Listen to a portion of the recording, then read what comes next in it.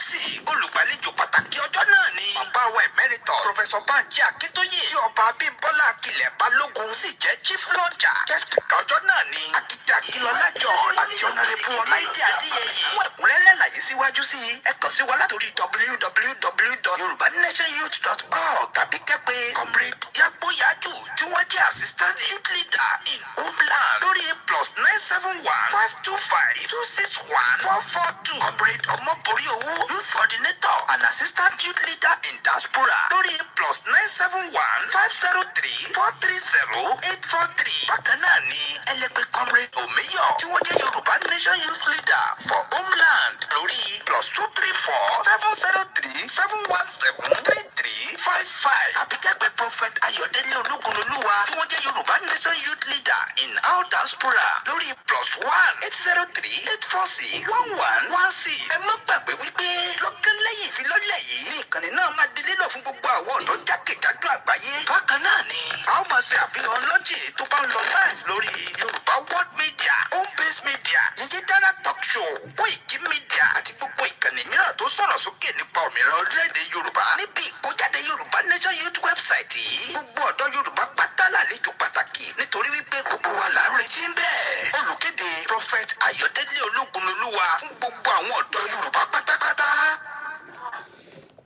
Wow, a very good evening and welcome. Mo kí gbogbo wa níbi tẹ́ bá ti ń darapọ̀ mọ́ wa. Let's start with this, and when we come back, we go straight into it. Ẹ bá wa pín program yìí, very important fún gbogbo ọmọ Yorùbá nílé lóko nítorí pé nǹkan ayọ̀ la mú wá fún wa.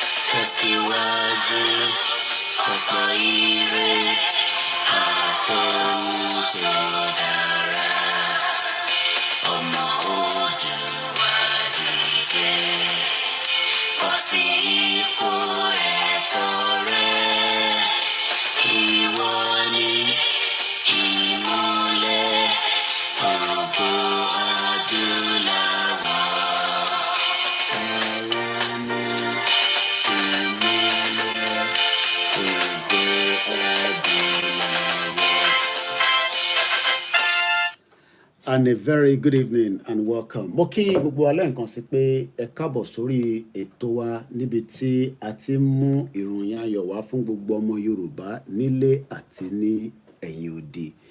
A wà lórí ètò títa lẹ́yìn nítorí pé nǹkan ayọ̀ náà la tún mú wá gẹ́gẹ́ bí a ṣe máa ń sọ pé Yorùbá Nation, iṣẹ́ tó ń lọ, iṣẹ́ tó dá dúró, iṣẹ́ tó ń tẹ̀síwájú ní ìrìn àjò Yorùbá Nation.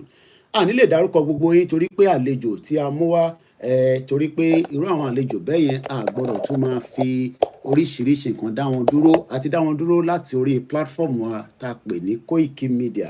Mo kí gbogbo ọmọ Yorùbá lẹ́ẹ̀kan sí lórí ètò ta lẹ́yìn kí la mú wá fún wa. Lákọ̀ọ́kọ́ gbogbo ẹni tí ó bá ń darapọ̀ mọ́ wa ẹ máa lọ fi wẹ́bsáìtì yìí sórí bookmark yín lórí mobile phone yín, lórí laptop, lórí iPad, nítorí pé tó bá di inú oṣù tó ń bọ̀ tí a mọ̀ sí ọjọ́ kejì nínú ọdún 2024, the 10th day of February 2024, the Yorùbá Nation Youth official website will be launching. Àwọn ọ̀dọ́ tó ṣe pàtàkì nínú ìrìn àjò yìí. A ní bàbá wa Prophet Ayọ̀délé Ológunolúwa, bàbá lálùbáríkà, bàbá tí ó ń ṣiṣẹ́ takuntakun nínú ìrìn àjò Yorùbá Nation. Àmọ́ ká tó gbé bàbá wọlé, bí a ká tó gbọ́ lẹ́ẹ̀kan sí kí ló fẹ́ ṣẹlẹ̀ gangan ní on the 10th, ẹ jẹ́ ká gbọ́ lẹ́ẹ̀kan sí à ń bọ̀ àìtí dé. Yorùbá Nation Youth website gbèrègédé fi gbọ̀rọ̀ jẹ́ ká fún àwọn ọ̀dọ́ ní tilé tó kó la fi ń dúpẹ́ fún gbogbo àṣeyọrí àwọn ọ̀jọ̀gbọ́n wa ká sì ti ń fàkókò ìbẹ́ níbẹ̀ fún gbogbo ayé wípé àdé Yorùbá Nation Youth website yìí máa di títí fún lílò gbèrègédé ọjọ́ àbámẹ́ta ọjọ́ sátidé tó jẹ́ ọjọ́ kẹwàá oṣù kejì ọdún 2024 bẹ̀rẹ̀ látago 5 ìrọ̀lẹ́ Lagos time lórí ìtàkùn afẹ́fẹ́ ayélujára Zoom meeting ID 820-915-915-98 nígbà tí passcode sì jẹ́ 787156 olùgbàlejò pàtàkì ọjọ́ náà ni bàbá wa emeritus Professor Banji Akintoye tí ọba Abímbọ́lá Akilẹ̀ Balógun sì jẹ́ chief launcher guest speaker ọjọ́ náà ni Akíndé Akínlọ́lá George àti Honorable Ọláìdé Adéyẹyè fún ẹ̀kúnrẹ́rẹ́ àlàyé síwájú sí ẹ kàn sí wa látòrí www.yorubanationyouth.org tàbí kẹ́pẹ́ comrade Yagboyaju tí wọ́n jẹ́ assistant youth leader in homeland lórí +971-525-261-442 comrade Ọmọborí Owó youth coordinator and assistant youth leader in diaspora lórí +971-503-430-843 bákan náà ni ẹlẹ́gbẹ́ comrade Omeyo tí wọ́n jẹ́ Yorùbá Nation youth leader for homeland lórí +234-703-717-3355 àbí kẹ́pẹ́ prophet Ayọ̀délé Ológunolúwa tí wọ́n jẹ́ Yorùbá Nation youth leader in our diaspora lórí +1-803-846-1116. ẹ má gbàgbé wípé lọ́gán lẹ́yìn ìfilọ́lẹ̀ yìí ní ìkànnì náà máa di lílọ̀ fún gbogbo àwọn ọ̀dọ́ jákèjádò àgbáyé. bákan náà ni a ó máa ṣe àfihàn lọ́jì tó bá ń lọ live lórí Yorùbá World Media, Home Base Media, Yèyédára Talk Show, Koikimedia àti gbogbo ìkànnì mìíràn tó sọ̀rọ̀ sókè nípa òmìnira orílẹ̀-èdè Yorùbá. níbi ìkójáde Yorùbá Nation Youth website yìí gbogbo ọ̀dọ́ Yorùbá pátá lálejò pàtàkì nítorí wípé gbogbo wa là ń retí ń bẹ́ẹ̀. olùkéde Prophet Ayọ̀délé Ológunolúwa fún gbogbo àwọn ọ̀dọ́ Yorùbá pátápátá. Prophet Ayọ̀délé Ológunolúwa wọ́n ti wà pẹ̀lú wa lórí line láti ìlú ọba. èmi á máa sọ pé ìlú ọba náà nílẹ̀ Yorùbá àmọ́ ìlú ọba pọ̀ káàkiri kingdom nílẹ̀ Yorùbá náà empire là ń jẹ́ tẹ́lẹ̀. ó ṣe kókó kí ẹ bá wa pín ètò yìí. ẹ jẹ́ ká kọ́kọ́ gbé bàbá wa wọlé wọ́n máa bá wa sọ̀rọ̀ látòrí line ni.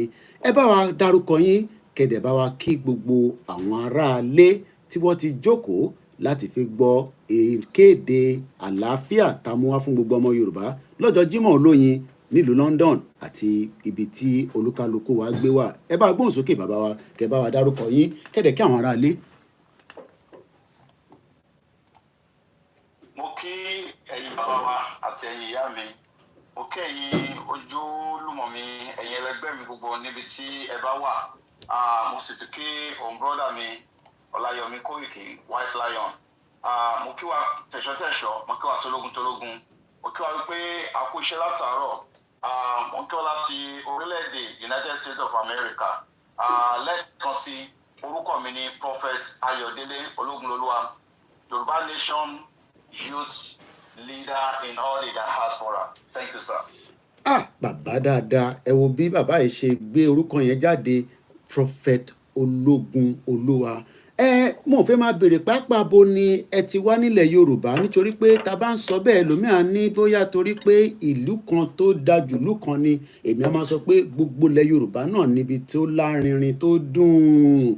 àmọ́ ká tó máa tẹ̀síwájú, kí ni nǹkan tó fẹ́ gbé wa jókòó ní àṣálẹ́ yìí ní aago 11 ó kọjá ìṣẹ́jú 10 ó ń lọ 15 minutes torí 15 minutes ẹ mú ò lè sọ elédè Yorùbá, ẹ má bínú sí wa. kí la go wí lọ́dọ̀ tí torí pé we have different time zone around the world.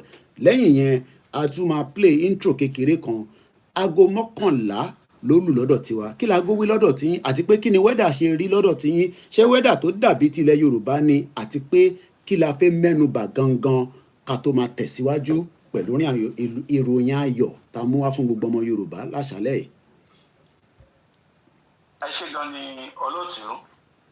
láti ọ̀dọ̀ wa bíbá ní orílẹ̀-èdè Amẹ́ríkà, àwọn wà ní Eastern area, so Eastern time lọ́dọ̀ wa sìn ó jẹ́ aago mẹ́fà ó kọjá ìṣẹ́jú 16 minutes after 6 ní ọ̀dọ̀ wa ní bíbá ẹ̀. wẹ́dẹ̀ ọ̀dọ̀ wa ní bíbá ẹ̀ ojú ọjọ́ ó dára, kò sí snow lọ́dọ̀ wa, oòrùn ló ń ràn lọ́dọ̀ wa ní South Carolina. àdúpẹ́ fọlọ́run. bàbá sọ pé snow rẹpẹtẹ ni. tó nílẹ̀ Yorùbá wẹ́dà tó dáa ni. ẹ̀yẹ́ ọmọ Yorùbá ẹja àjọgbọ́ ilé àṣìǹpadàbọ̀ àìtíìdè. wọ́n bá ń sọ̀rọ̀ nípa ọ̀jọ̀gbọ́n àwọn ọmọ Yorùbá ní àbá dákẹ́ tara ẹni máa bá ní dákẹ́. àti wípé ìran kò sí ń bẹ̀ gan. gbọ́dọ̀ bá wọn béèrè bí wọ́n ṣe pín in. ìlú fà ń táwọn ọ̀jọ̀gbọ́n títí wọ́n lọ gbọ́kúnra láàrin àwọn ọ̀dọ́ Yorùbá. pé píríkọ́tọ́ láti sọ wípé ọ̀rọ̀ òmìnira àwa ara wa ó dọwọ́ àwọn ọ̀dọ́ Yorùbá tí wọ́n sì ṣàgbékalẹ̀ Yorùbá Nation Youth Website. ìrànwọ́ àti bẹ̀rẹ̀ ìrìn àjò wa nínú ìṣọ̀kan àti fún àkójọpọ̀ ìdánimọ̀ tó gbòòrò. léyìí táwọn olóyìnbó ń pè ní database. gẹ́gẹ́ bí ọmọ Yorùbá tòótọ́. Yorùbá Nation Youth Website. sírú akọ́ṣẹ́mọṣẹ́ technocrat àti expert náà lórílẹ̀‐èdè àgbáyé lójú òsì láwùjọ ọmọ Yorùbá. Yorùbá Nation Youth Website yìí jẹ́ ọ̀nà àrà ọ̀tọ̀ tí ó sì ní nǹkan kan ṣe pẹ̀lú ọ̀rọ̀ ẹ̀sìn, ọjọ́ orí tàbí aṣíwájú téèyàn bá gbà fún. ṣé ẹ fẹ́ gbọ́ ìrìn àjò òmìnira yóò jìn rárá. bẹ́ẹ̀ ni kò sì rújú nípa bí Yorùbá Youth Website yìí ṣe ṣàgbékalẹ̀ àwọn ọ̀kan ọ̀jọ̀kan ètò à ń tẹ̀ ẹ́ lé èyí tá a mọ̀ sí thematic framework tó fọ́rọ̀ ètò ìdánimọ̀ tó gbòòrò database. gbogbo àwọn ọ̀dọ́ Yorùbá a ó ti láǹfààní sí ìwé ìdánimọ̀ àwọn ọ̀dọ́ léyìí tó jẹ́ Yorùbá Nation Youth Identity. lọ́kàtà bá ti forúkọ sílẹ̀ lórí ìtàkùn Yorùbá Youth Website. bẹ́ẹ̀ láti ní àwọn àlàkalẹ̀ àǹfààní míì àti àwọn ètò amáyédẹrùn gbogbo bíi empowerment, iná ìmọ̀nàmọ́ná, food bank, ètò ọ̀gbìn àti bẹ́ẹ̀ bẹ́ẹ̀ lọ ló wà nínú àwọn àlàkalẹ̀ ètò wa gbogbo fún gbogbo àwọn ènìyàn wa nílẹ̀ Yorùbá. kí gbogbo àwọn ètò yìí lè wá sí ìmúṣẹ. ọ̀sẹ̀ pé yìí náà kẹ́yìn náà wá darapọ̀ mọ́ wa gẹ́gẹ́ bí ojúlówó ọ̀dọ́ ọmọ Yorùbá níbikíbi tẹ́ ẹ bá wà lágbàáyé. fún ẹ̀kúnrẹ́rẹ́ àlàyé síwájú sí ẹ kàn sí wa látòrí wẹ́bsáìtì wa www.yorùbánationyouth.org. bákan náà ní ẹ lè pè tàbí kẹ́ WhatsApp +1-803-846-1116 àbí kẹ́ pè +234-703-717-3355 tàbí +971-503-430-843. bákan náà ní ẹ lè pè +971-525-261-442. Yorùbá Nation Youth Website ọ̀kan ní gbogbo wa pátápátá. Bàbá wa Ológunolúwa àbí ká rójú wọn ni torí pé a sì lè rójú wọn náà àkọ́gbé síwájú àwọn èèyàn wa náà ni àmọ́ torí pé mi láìkí ohun bàbá wa ẹ jẹ́ kí a kí yín pé ẹ káàbọ̀ sórí ètò tiwantiwa tí a mọ̀ sí ètò Yorùbá Nation. Ètò Yorùbá Nation náà ni a gbé wá fún gbogbo ọmọ Yorùbá. Lákọ̀ọ́kọ́ ìrìn àjò Yorùbá Nation ká tó mẹ́nu bà ibi tá à ń lọ níbo ló dé àti pé níbo là ń lọ. Ọ̀pọ̀lọpọ̀ ń béèrè pé gbogbo ẹ̀ dàbí tí ó sùn kalẹ̀ láì ní ibi tó ń lọ. Níbo ni ìrìn àjò yìí dé? Lákọ̀ọ́kọ́ bàbá wa Prophet Ayọ̀délé Ológunolúwa. ẹ ṣé gan ni ìrìnàjò Yorùbá Nation, ìrìnàjò tó ní agbára ní sísìn àti pé lẹ́ẹ̀kan sí ó kí ẹ̀yin ìyá mi àti ẹ̀yin bàbá mi lẹ́ẹ̀kan sí mo rẹ̀ kí White Lion mọ̀ bí ẹni fẹ́ lójú mi lẹ́ẹ̀kan. Okay, this is my face. Káwọn aráalé náà kọ́kọ́ mọ̀ pé tá à ń bá sọ̀rọ̀ náà ni at least bá tẹ connect yín mọ́ laptop wọ́n sì máa rí yín báyìí. Ó yẹ gbóhùn sókè, à ń gbádùn yín. ìrìnàjò tó ní agbára ni ìrìnàjò Yorùbá Nation níbi tí abàdé ń sìn tó sì túmọ̀ sí wípé ní àkókò tá a wà yìí àwọn ọ̀dọ́ ti yarí, wọ́n ti fárígá, wọ́n ti dìde láti ṣe kíni, láti jà fún ẹ̀tọ́ àwọn ilẹ̀ wa tó jẹ́ ilẹ̀ káàárọ̀ oòjíire, láti jẹ́ kí gbogbo àwọn èèyàn mọ̀ wípé ní àkókò tá a wà yìí Yorùbá Nation is no going back. Ìrìnàjò Yorùbá Nation ó ti kọjá bíi tí àwọn èèyàn ṣe ń rò tẹ́lẹ̀, ó ti yàtọ̀ sí bí àwọn èèyàn ṣe ń fọwọ́ mu, ó sì ti yàtọ̀ sí ohun tí àwọn ènìyàn ní lọ́kàn, torí pé a ti dìde tán gẹ́gẹ́ bí ọ̀dọ́ láti jẹ́ kí ìrìnàjò yìí kó tẹ̀síwájú àti láti lè jẹ́ kí gbogbo èèyàn kó mọ̀ wípé kì í ṣe ibi tí àwọn èèyàn ń rò tẹ́lẹ̀ kọ́ ló wà, ó tún ti kọjá ibi tí a rò tẹ́lẹ̀ lọ. Òun ló fà á tí àwọn ọ̀dọ́ kan fi dìde láti ṣe iṣẹ́ takuntakun èyí tí wọ́n ṣe lọ́wọ́ sí àti ètò tí wọ́n gbé kalẹ̀ tí a mọ̀ tí gbogbo wa sì ti ń gbọ́ òkìkí àti ìròyìn rẹ̀ wípé a máa ṣe ní oṣù tó ń bọ̀. Ẹ ṣé o. Ẹ ṣé gan ni bàbá wa Ológunolúwa. Mo kí gbogbo ẹ̀yin tẹ́ wà lórí ìjókòó. Ṣé ti pín ètò àbí a sì máa sọ fún yín pé kẹ́ bá wa pín? Ẹ bá wa pín ètò náà. Ẹ jẹ́ ká tún gbọ́ ilé lẹ́ẹ̀kan sí à ń bọ̀ àìtí dé. ẹ káàbọ̀ sà sí dáadáa lẹ́dẹ́ gbogbo ará òkè ọ̀hún kọ́. àbúrò dáadáa ni o ẹ̀yin náà ń kọ́ tí mo bá yín dáadáa. sẹ́ẹ̀rì ẹ̀gbọ́n ó tiẹ̀ dá eléyìí tẹ́ ẹ wá yìí tẹ́ ẹ bá ti ń lọ àwùjọ máa lọ padà ní o ẹ wò ó ká mọ́ purọ́ ìlú yìí ò dáa gbogbo ẹ̀ sì ti sú mi pátápátá. àbúrò kò rọrùn bó ṣe wí yẹn o àti wípé orí bẹ́ẹ̀ kọ́ ni ògùn orí fífọ́ sísá lọ kọ́ ni ọ̀nà àbáyọ bí kì í ṣe wípé kí àwọn ọ̀dọ́ Yorùbá ká parapọ̀ sọ̀bọ̀dọ̀ kan láti gbára wa kúrò lóko ẹrú. ẹ̀bà orí bíbẹ́ kọ́ ló kó orí fífọ́ mu pa láfi ṣàgbékalẹ̀ Yorùbá Nation Youth website gbogbo ọ̀dọ́ Yorùbá ká darapọ̀ ṣọ̀kan lágbàáyé. báyìí ìforúkọsílẹ̀ ti ń lọ lọ́wọ́lọ́wọ́ a sì ti ń wá àwọn aṣojú jákèjádò àgbáyé ìtọ́lóyìnbó ń pè ní coordinator Yorùbá Nation Youth website. láìpẹ́ láì jìnnà ó bẹ̀rẹ̀ ètò ìdánilẹ́kọ̀ọ́ nípa bá a ṣe ń ṣe àti bá a ṣe ń lo drone. ó tàwọn ọ̀kan òjọ̀kan ètò empowerment gbogbo tá a ti là kalẹ̀ bí ètò iṣẹ́ àgbẹ̀ ìrànwọ́ fún àwọn ọmọ ilé-ìwé tó kù díẹ̀ fún káàtó ètò ìkọ́sẹ́ ọ̀fẹ́ tó ń dirísẹ́ ìgbàlódé táwọn fi ṣiṣẹ́ lọ́fẹ̀ẹ́ tí ká ran àwọn ọmọ tó bá lẹ́bùn táwọn sí talent lọ́wọ́ gbogbo ẹ̀ fún ìrọ̀rùn àwa ara wa láti darapọ̀ mọ́ Yorùbá Nation Youth tàbí tẹ́ bá fẹ́ jẹ́ coordinators nílùú tẹ́ bá wà bíi Europe Asia Canada America Australia bó sì ṣe gbẹ̀ yín nìkan tẹ́ bá fẹ́ fi ràn wá lọ́wọ́ bí ilẹ̀ tá a fi ń dákọ nílé ọ́fíìsì nílùú tẹ́ bá wà owó àti bẹ́ẹ̀ bẹ́ẹ̀ lọ ẹ kàn sí wa látòrí www.yorubanationyouthwebsite.org bákan náà ní ẹ lè pè tàbí kẹ́ WhatsApp Homeland Coordinator lórí +234-713-717-3355 tàbí kẹ́gbẹ́ Prophet Ayọ̀délé Ológunlolúwa tí wọ́n jẹ́ Yorùbá Nation Youth Leader in all diaspora lórí +1-803-846-1116 pẹ̀lú Yorùbá Nation Youth website yìí. Ìrọ̀rùn ti dé.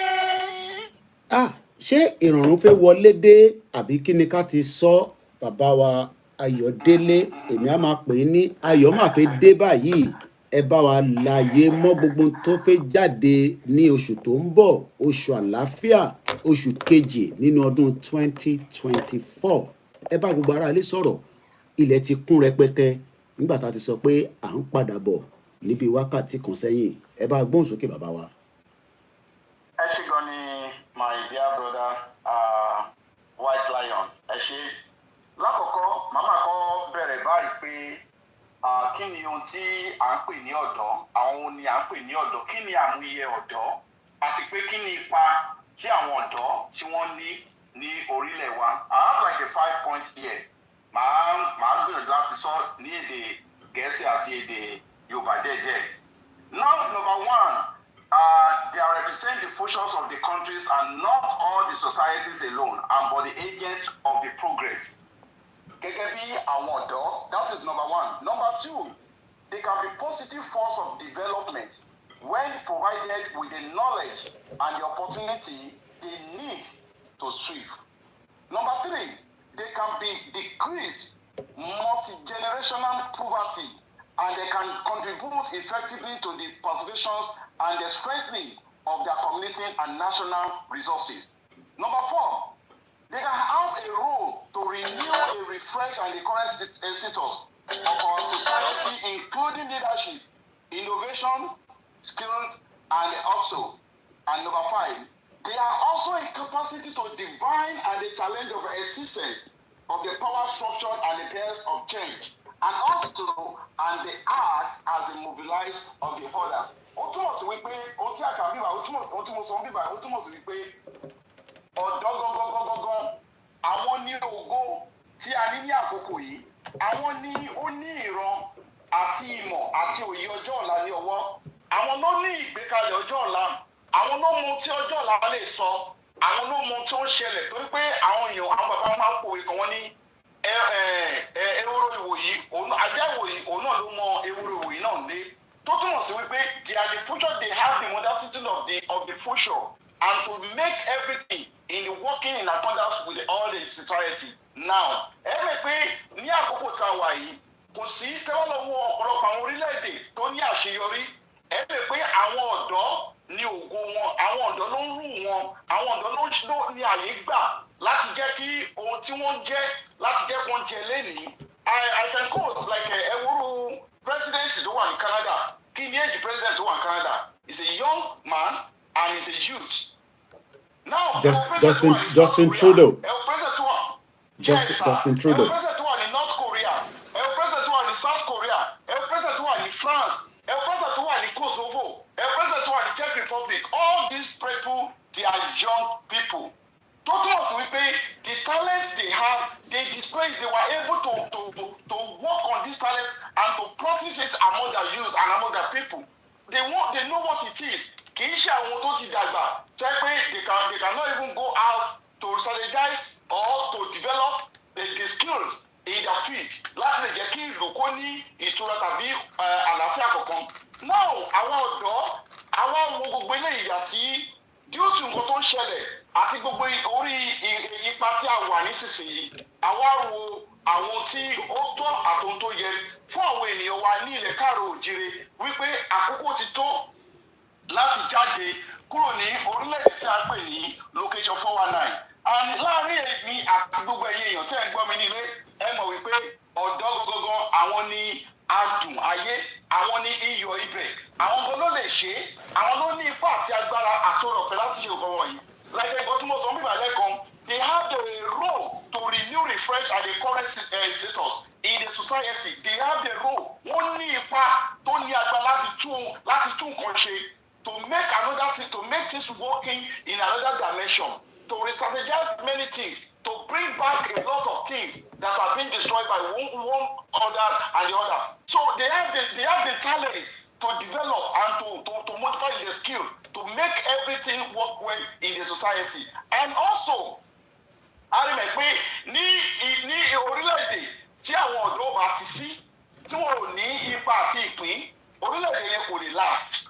They cannot even call them a nation because that is the people that make the country to be a nation. Without the youth, there's nothing.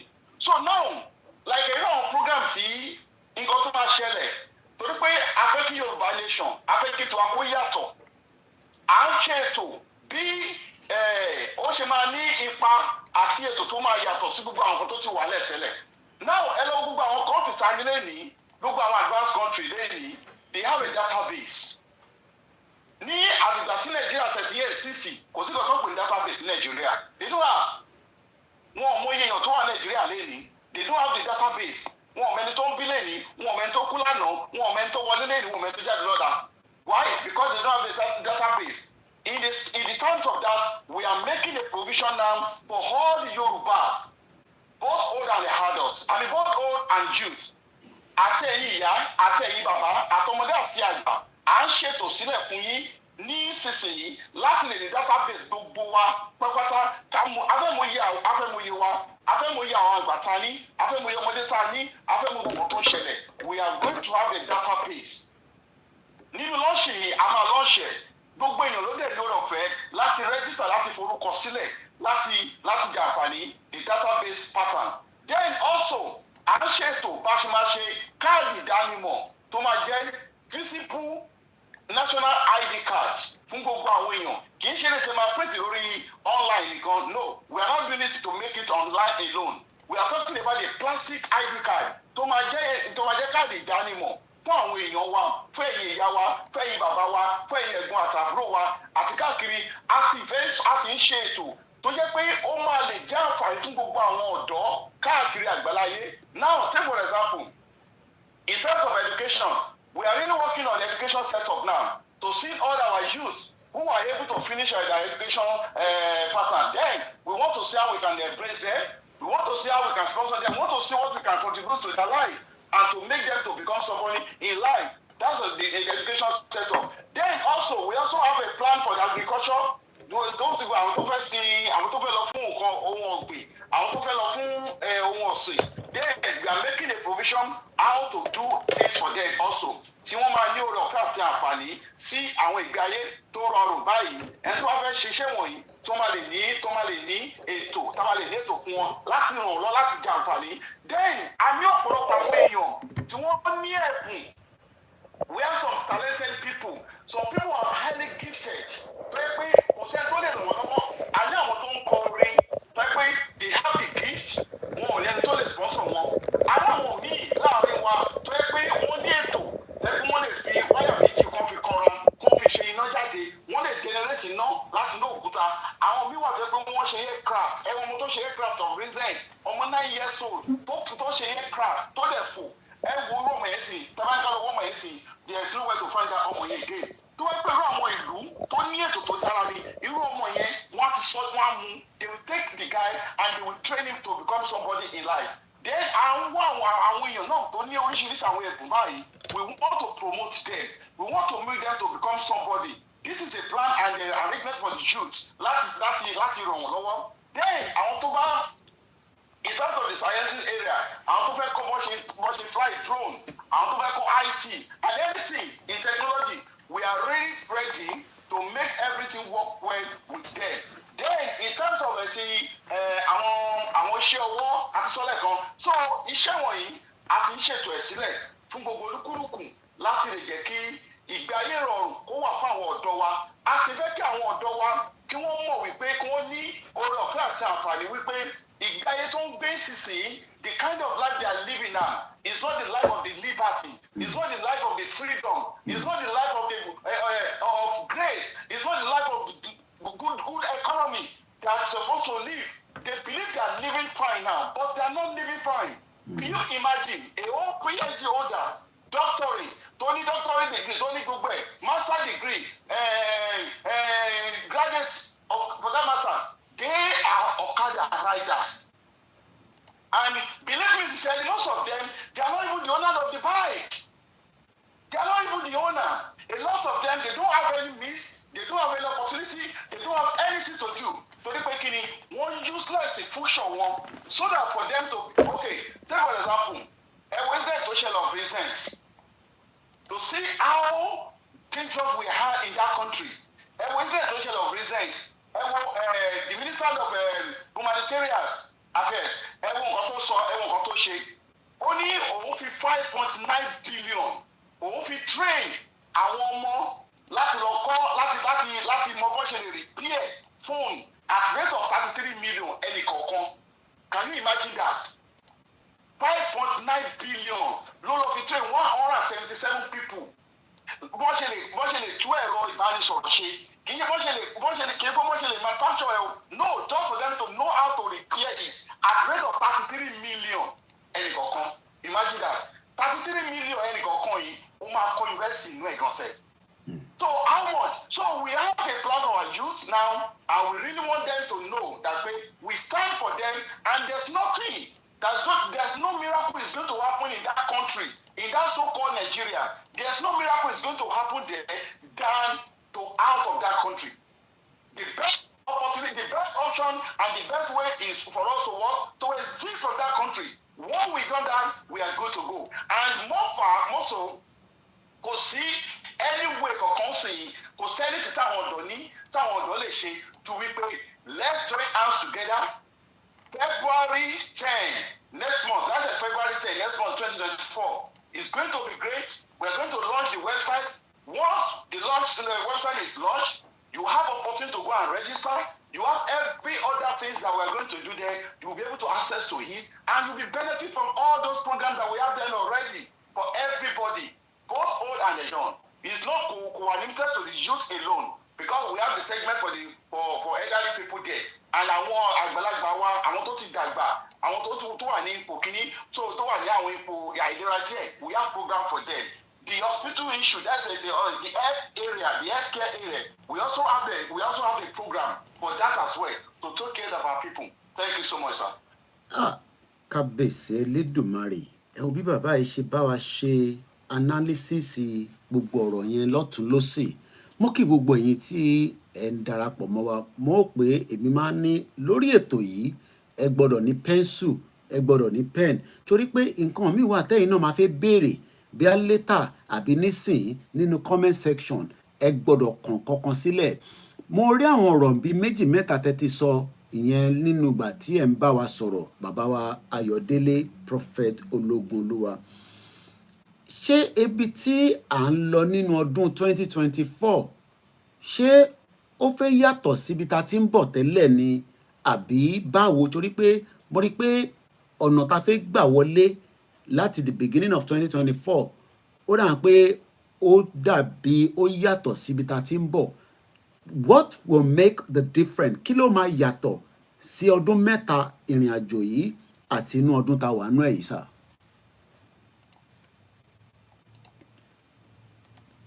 Thank you, sir. Ìyàtọ̀ máa wà, there will be a big difference. Torí pé ibi tí o bá ti sí ọ̀dọ́, kò sí nǹkan tó lè function bẹ́ẹ̀. Ẹ bẹ̀ pé in the past, for the 3 years ago now, the functionalities of youth in this struggle were not totally carried out. And a lot of things wẹ́ pé ó yẹ ká ṣe in terms of the youth kò ṣe wọn ò ṣe, and ó dẹ̀ a ní ìfàsẹ́yìn díẹ̀ látọ̀dọ̀ àwọn ọ̀dọ́ wa ní àgbẹ̀ta ti bẹ̀rẹ̀ ìrìnàjò yìí. Lóòótọ́ àwọn a lè rí àwọn ọ̀dọ́ láàrin wa, ṣùgbọ́n mélòó nínú wọn ní òye nǹkan tá à ń ṣe tó yé? Kò sí.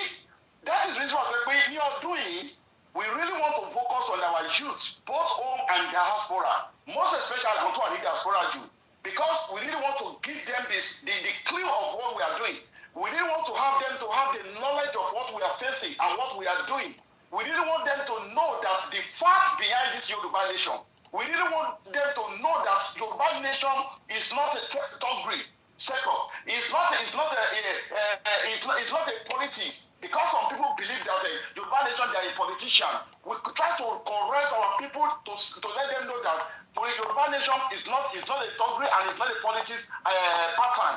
We are the people fighting for our self-determination to out of that country and to enlighten, to elaborate our people from that slavery land, to let them know the truth and the possibility of them to live a very good life and for them to live a democratic life in their system before they go on. So we really want to make a lot of changes this year by bringing all the youth, by let them know what we are saying, by changing their mind that have been masterminded by all these political peoples. We really want them to know that this is our land. We really want them to know, to get back to our land, to know that is own sweet home.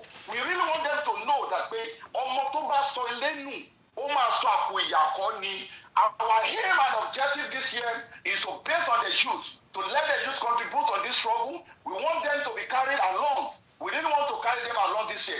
We have been doing the elderly people, our fathers, our mothers, have been the one champion this cause for long years. For 3 years that we have started on this struggle, they have been the one championing it so much and putting all their efforts towards them. And most of their youths, they are not involved. They didn't carry them along. All that, me, I'm a rally, I want my wale.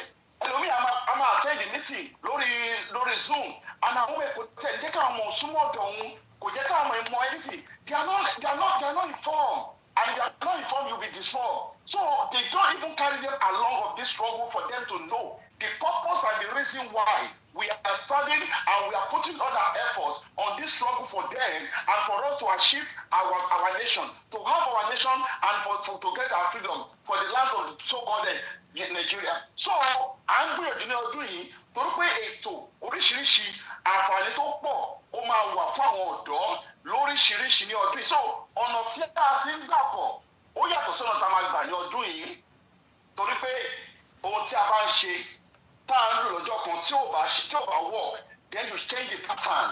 And also you can see that this year now, since last year, we have been secretive because we have not been giving our information out like before. Tẹ́lẹ̀ tábà ṣe lè àtúmọ̀ sórí afẹ́fẹ́ àtúmọ̀ pariwo, we have done this, we have done that, and this enemy they have the loopholes of that area to be working against us. They get our secrets and they use it against us. They get our secrets, they use it to block us. So now, but this time around, we have changed the pattern. Omi tuntun ti rú, ẹja tuntun dẹ̀ tu wọnú ẹ̀. So now, and this now is the youth that are on the ground to make everything work well in this year, and we achieve the Yoruba nation. With the youth, we believe that we can achieve it. Even though with our fathers, with our grandma, with our mamas, àwọn arúgbó wa, I believe pé a máa ṣiṣẹ́ papọ̀ ni, àtàwọn bàbá àtàwọn ìyá, gbogbo àjọ máa ṣiṣẹ́ papọ̀ ni. We want them to give us the backup. We want them to give us the support. We want them to encourage us, and we want to lead. We want to be the front, and to make sure that we achieve our aim and objective on this struggle for this year. Thank you so much, sir.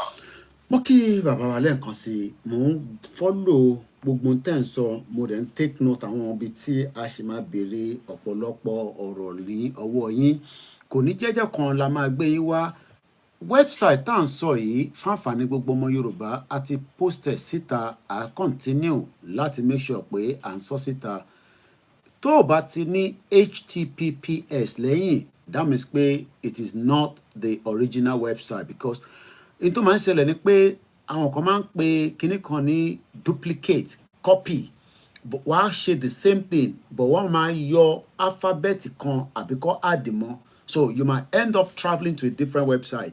This website ẹ bá lọ síbẹ̀ nísìn kò tí officially open. Ó kàn máa sọ fún yín pé Yorùbá Nation Youth official website launching. Bàbá wa níjọ́ wo la fi launch ẹ̀, àti pé www.yorubanationyouth.org kò ń ṣe .com, kò ń ṣe .co.uk, kò ń ṣe .us, kò ń ṣe .anything, it is .org. Níjọ́ wo la fi launch website tí à ń sọ̀rọ̀ nípa èyí, bàbá wa Ayọ̀délé Ológunolúwa, prophet? Thank you so much. Thank you so much, sir. Website yìí a máa pẹ̀lú ògo Ọlọ́run àti àṣẹ lọ́dọ̀ Ọlọ́run a máa launch ẹ̀ ní February 10 year 2024, which is the next month on the 10th of February 2024 pẹ̀lú ògo àti àṣẹ Ọlọ́run. Ẹ ṣé gan ni. A lot of projects ni wọ́n máa ń ṣe ní gbogbo àgbáyé, àti pé project bá wá, ṣé àwọn project kan máa work, ṣé kò ní work? Ṣé try and error ní Yorùbá Nation tá gbé dání? Torí pé launch sí n tẹ́ fẹ́ gbé wá yìí, ṣé in tó máa ní continuity? A mọ̀ pé Yorùbá Nation movement continuity ni, but it seems that láàrin méjì ó ní a bit of distort information, because information ní ta tún fẹ́ mú gbá lẹ́nu àwọn èèyàn nísìn, because when we talk about a website that is also going to be collecting data, ọ̀pọ̀lọpọ̀ àwọn èèyàn ní a ti ṣerú ẹ̀ rí along the line in this movement tí a rí the end result, even though àmọ̀bí tí yẹn já sí tàbá ní láti really dive into that. Now we are going into another kind of data collation. Kí ni assurance eléyìí, àti pé kí ni guarantee ẹ̀ nígbà tá a bá di pé a bẹ̀rẹ̀ sí ń polongo ẹ̀ fáwọn èèyàn wa tó máa bẹ̀rẹ̀ sí ń dáwọ́ bò ó, nítorí pé tí bá tẹ̀ ní mò ń rántí gbogbo nǹkan kan, ẹ sọ pé ó máa ní ID card along the line tí ọmọ Yorùbá máa fi lè sọ pé èmi náà kọ́ o, mo ní ID card tèmi. Kò mọ̀ àmọ̀ páì tí gba Yorùbá Nation as a country, but kò mí pé yàn lè èmi ṣàṣà ID card fáwọn tó ń bá wa ṣiṣẹ́, ID card yẹn dẹ̀ valid around the world. Èmi náà ní ìtẹ́mi náà lò ní bíbá ẹ̀. Bàbá wa ẹ bá wa ṣe àlàyé bẹ̀yẹn síta. Ẹ ṣé gan ni olóòtú. Number one lákọ̀ọ́kọ́ nípa ti ID card yẹn, àwọn tí ó bá ṣe ID card a ní bá ṣe máa organize ti ID card yẹn tí ó máa dé ọ̀dọ̀ olúkúlùkù tí irú òde ní dàpọ̀ mọ́ ṣàpà bí a ṣe fẹ́ gbé kalẹ̀ àti àwọn ètò tá a máa ní lórí ẹ̀. Then a tún fi àkókò ìfín dá àwọn èèyàn wa lójú wípé in terms of the database tí à ń sọ, àwọn tí ó wà ní ìkíà ẹ̀ right now, àwọn tó ń ṣiṣẹ́ ní abala ibẹ̀ yẹn, àwọn ọlọ́gbọ́n ènìyàn, àwọn ọ̀jọ̀gbọ́n, àwọn ènìyàn kò lè dàbí tí petition. Tá bá sọ nípa petition yàtọ̀ sí database. Ó yàtọ̀ sí database tí àwọn èèyàn ṣe ní last time. And a lè rí pé petition táwọn èèyàn ṣe ní táwọn èèyàn sign ní last time yẹn, a mọ àwọn tó wà ní in charge ẹ̀. Ó yàtọ̀ sí àwa, pé àwọn kan wà wọ́n máa sọ kíní kan wà wọ́n máa sọ pé àwọn máa lè àtọ́júlówó ọmọ. Ìyàtọ̀ wà lára méjèèjì. You can never expect both of them to have to reason the same way. So ẹni mọ̀ pé gbogbo nǹkan tó ń ṣe ìgbà yẹn ó yé wa bí wọ́n ṣe ṣe, ó dẹ̀ yé wa bí tó padà já sí, ṣùgbọ́n eléyìí ò lè rí bẹ́ẹ̀. Eléyìí à ń sọ nípa ti àwọn ọ̀dọ́, bí ìgbé ayé rọrùn bó ṣe máa wà fáwọn èèyàn, àti pé bí ohun gbogbo ṣe máa wá bá ṣe máa achieve aim and objectives wa pẹ̀lú àwọn ohun tí a gbé lọ́wọ́ ó yàtọ̀ sí dàtú ẹ̀yẹ wọ́n ní ẹni tó bá máa dáṣọ fún yàn wọ̀ tọrọ ẹ̀ lábàá kọ́ máa ń wù and àwọn èèyàn dẹ̀ máa sọ wípé show me your friend and I'll tell you who you are so tó túmọ̀ sí pé gbogbo àwọn tó ṣe gbogbo kìnìyàn ń gbà yẹn tí ẹ lọ ṣe bẹ́ẹ̀ lọ ṣàwọ̀ apádà mọ irú èèyàn tó ń padà jẹ́ síbẹ̀síbẹ̀ ṣùgbọ́n we are not going to that area because it's not we are less concerned about all what they did that time tó túmọ̀ sí pé tí olúkúlùkù bá ti gbìn òun náà ló máa padà ká táwọn fi sọ wípé ìtàn kì í tán ìtàn máa ń tàn ní tó túmọ̀ sí pé nǹkan tó olúkúlùkù bá ṣe lénìí ó máa padà di ìtàn lọ́la so about this website àfihàn gbogbo ẹ̀yẹ èèyàn wa lójú wípé ó máa jẹ́ ohun tí tó máa já sí ayọ̀ tó máa fún wa ní ìròyìn tó dára tó dẹ̀ máa nídìí wá sí ibi ayọ̀ àti ibi ọpẹ́ tí ọ̀pọ̀lọpọ̀ nínú wa tá máa jàǹfààní ohun tá máa jàǹfààní nílẹ̀ tó máa pọ̀ tá a lè máa rí wípé ìlọsíwájú máa bá ilẹ̀ Yorùbá ìlọsíwájú máa bá Yorùbá nation tá a máa ṣe ohun tó yẹ kó tọ́ àtòhun tó yẹ ní àkókò yìí tó yàtọ̀ sí àwọn nǹkan tó ṣẹlẹ̀ tẹ́lẹ̀tẹ́lẹ̀. Database is there from the petition that people signed that time. So that one doesn't go anywhere. But this one is our confidential and is going to help us a lot. And with the ID card, we are going to provide a very good information about it and make it very, very real with everybody and make sure that it will not be like the other way. Thank you so much. A ní 191 local government across the Yoruba land. Báwo lẹ ṣe fẹ́ connect the dots pẹ̀lú gbogbo local government yẹn? Nínú each of the local government, we have different communities. Nínú each of the communities, nínú each household, a ní at least the youngest ọ̀dọ́ máa wà níbẹ̀. Báwo lẹ ṣe fẹ́ reach out sí ilé kọ̀ọ̀kan nílẹ̀ Yorùbá? Because tabana fẹ́ àwọn ọ̀dọ́ ká tó wá sọ́dọ̀ ti diaspora mo kọ́kọ́ fẹ́ ká lọ sí ti ilé náà. Báwo la ṣe fẹ́ reach out sí each of these household? Because going into the household is also pushing the message of the Yoruba nation tí à ń sọ̀rọ̀ yìí. Kí ni ọ̀nà tẹ́ ṣe fẹ́ reach out sí àwọn household kọ̀ọ̀kan kí wọ́n lè make sure pé nobody is left behind when it comes to àwọn ọ̀dọ́ tó ń gbé nínú ilé kọ̀ọ̀kan láyà obìnrin ni ọmọdé ni àbáwọn tó ní physical challenges. Thank you so much sir. Yeah, Sherry, a máa sọ kíní kan wípé division of labour a lè máa sọ kíní kan pé ibi tí àwọn ọlọ́gbọ́n bá ti wà kò sí ní nǹkan ó máa rọrùn fún wọn láti ṣe. Now it's just like we talk about the federal, we talk down to the states, from the state to the local government, from the local government to the world. Now let's not fi àkókò yìí tá a fi ń pe gbogbo ẹ̀yin èèyàn wa níbikíbi tẹ́ bá wà káàkiri àgbáláyé ìbáṣe Canada lẹ wà ní ìbáṣe America lẹ wà ní Germany ní Poland, Spain, Portugal, Holland, wherever you are, France, anywhere even káàkiri àgbáláyé tá a fi nídìí gbogbo ànídìí àwọn èèyàn wa láti lè jẹ́ interim representative for now tó yẹ pé a máa lè jọ ṣe iṣẹ́ yìí. Sharing to the son of the ID card is going to be very easy. And they need ìrànlọ́wọ́ àwọn èèyàn tó lè support wa because we need a ID card machine. There will be a ID card machine. A máa get àwọn ọ̀dọ́ on the ground ní ilé. Torí pé ní each state kọ̀ọ̀kan wọ́n máa ní representative ní each state kọ̀ọ̀kan máa wà coordinator máa wà ní each state kọ̀ọ̀kan.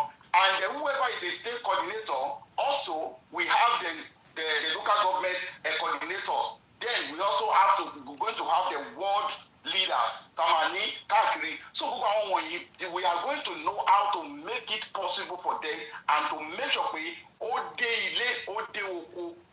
everybody. Check wait because when you register, get if it's one wa, address mawa, then zip code mawa. Apart from that, share on the ground. They would one day be tó máa gbé machine yẹn dọ́wọ́ wọ́n máa gbé machine dání lọ sí ìgbèríko tó máa fi register àwọn èèyàn wa and we are going to get a machine tó máa produce ID card instantly that way once you register like this now tó máa print ID card yín the machine we have the big camera tó máa fi take camera yẹn tó lè máa ṣe everything tó lè máa yẹ kíni tó lè máa gba ID card yẹn ní ojú ẹsẹ̀ níbẹ̀ náà wọ́n ti máa fill information, they fill your information, they take your picture and they print it out for you immediately. So we are working on how to get this machine at least tamale fi capture gbogbo àwọn èèyàn tá lè mọ bá lè ṣe máa ṣe. But àwọn tó wà ní diaspora, we are going to do it online. Then we now know how to print it out. We also have a machine that we are going to use to print it out. Then we are going to work on that. So as a program gbogbo àwọn iṣẹ́ wọ̀nyí tó máa fi rọrùn fún wa, that is why we need a lot of people láti jẹ́ kí ni tó máa lè jẹ́ aṣojú wa ní orílẹ̀-èdè kọ̀ọ̀kan, ní ìlú kọ̀ọ̀kan, ní ìletò kọ̀ọ̀kan, ní ìgbèríko kọ̀ọ̀kan tó bá lè ṣe kó bá lè rọrùn fún gbogbo wa láti ṣe tá a sì mọ̀ wípé ìrọ̀rùn gbogbo ẹ̀ máa padà pàdé kò ní ṣe tó máa ní wá lára, kò sí nǹkan tó máa ní wá lára ń bẹ̀ pẹ̀lú àṣẹ Ọlọ́run. Ẹ ṣé gan ni sir. This registration, are we focusing on the youth alone or àwọn àgbàlagbà náà máa jàǹfààní ẹ̀?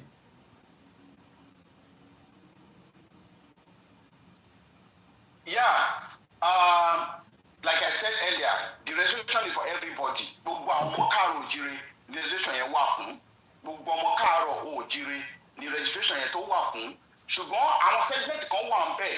Àwọn olùkọ́ kan wà tó pé olúkúlùkù máa fi your age will indicate your category.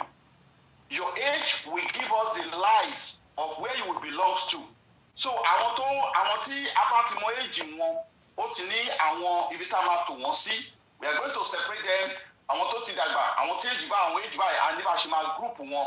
To yẹ pé at the end of the day, we know the people, the young people, we know the old people as well. But àwọn ètò wọ̀nyí gbogbo wa pátápátá, because everybody pátápátá la fẹ́ kàn jẹ àǹfààní the ID card, and everybody we want to have their database to know the numbers of Yoruba people on the ground. Àtàwọn tó wà lókè òkun, àtàwọn tó wà ní ilé láti lè mọ gbogbo iye gbogbo wa, àti wípé a fẹ́ mọ olúkúlùkù wa dáadáa. A fẹ́ mọ máa lè sọmọ ọkọ. Àyẹ̀wò àwọn kan máa ń wò pé nígbà tí a bá ń ṣe lọ, ẹni tó ti jẹ́ Hausa tàbí ẹni tó jẹ́ Fúlàní, wọ́n lè ra pálá náà kan lọ rẹ́gísítà. Nìkan máa rẹ́gísítà. Wọ́n lè rẹ́gísítà ṣùgbọ́n a máa dá wọn mọ̀. Báyìí ṣe máa dá wọn, ó ti wà. Ní sọ síta because that's a secret code. So we won't say it out. Tá a máa fi dẹ́nu olúkúlùkù wọn mọ̀. And ìgbà tí wọ́n dẹ̀ fẹ́ ṣe káàdì fún ẹni olúkúlùkù, ó ní bá ṣe máa ṣe tá a máa fi mọ ọmọ àlè sọmọ ọkọ. Ò bá lè sọ Yorùbá jù bẹ́ẹ̀ yẹn lọ. Kó lè sọ Yorùbá kó jọmọ Fúlàní, kó lè sọ nǹkan tó ń pè ní Yorùbá jù bẹ́ẹ̀ yẹn lọ. We are going to detect you. We are going to know you. We are going to know whom you are. There's no way. Tá a máa sọ pé kí Koiki ṣe pé ó sọ̀rọ̀. At least by the way they will talk, everybody will know that ọmọ káàrọ̀ òjìrè rẹ̀ nìyí. But what over there, no, we are going to know everything. There's a way we are going to get everything right. So kò sí partially. So ó wà fún gbogbo wa àtọmọdé àti àgbà. But the segment of the youth there is different there. Thank you, sir. Àwọn tó ò ṣe Yorùbá nation tó jọmọ Yorùbá nílẹ̀ Yorùbá, whether they are still members of the APC, PDP, AAC, Labour Party, ǹjẹ́ àwọn náà láǹfààní àti rẹ́gísítà bí ọmọ Yorùbá tó jẹ́ inú Yorùbá territory lọ́wọ́ ọ̀ tọ́tẹ̀ ń gbé ní Kano, ilẹ̀ Igbo, Middle Belt?